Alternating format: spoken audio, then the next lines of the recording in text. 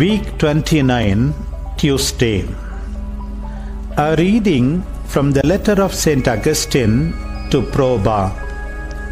On the Lord's Prayer, we need words to help us recollect ourselves and see what we are asking for, not to make us suppose that the Lord must be given information or swayed by words. So when we say, "Hallowed be thy name," we are counseling ourselves to desire that His name, which is always holy, may be held holy also among men.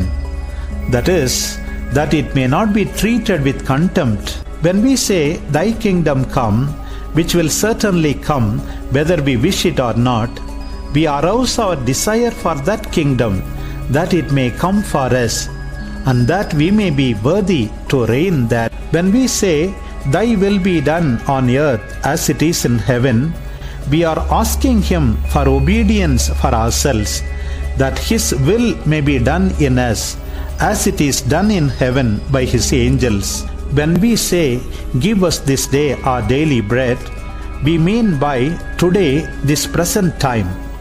We are asking either for sufficiency by expressing its principal part, signifying the whole by the name bread, or for the sacrament of believers, which is necessary at the present time in order to obtain the happiness not of this present time but of eternity.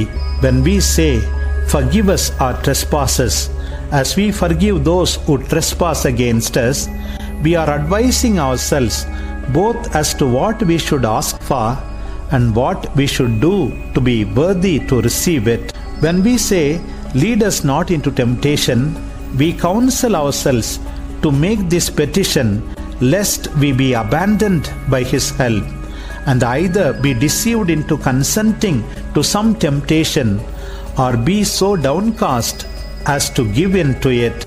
When we say, "Deliver us from evil," we bring ourselves to reflect that we are not yet in that happy state where we shall suffer no evil. This last petition in the Lord's Prayer has such a wide scope that a Christian may in any trouble express his pain by it, pour forth his tears, begin from it, linger over it, and end his prayer at this point. It is necessary by these words to impress the realities themselves on our memory.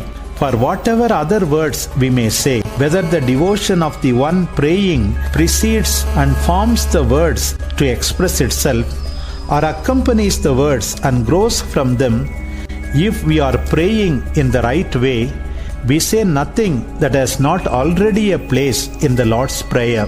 But whoever says anything that cannot be related to this prayer of the Gospel, even though he is not praying unlawfully, he is praying in a fleshly, unspiritual manner, and I do not know how that should not be called unlawful, since people reborn of the Spirit ought not to pray otherwise than spiritually.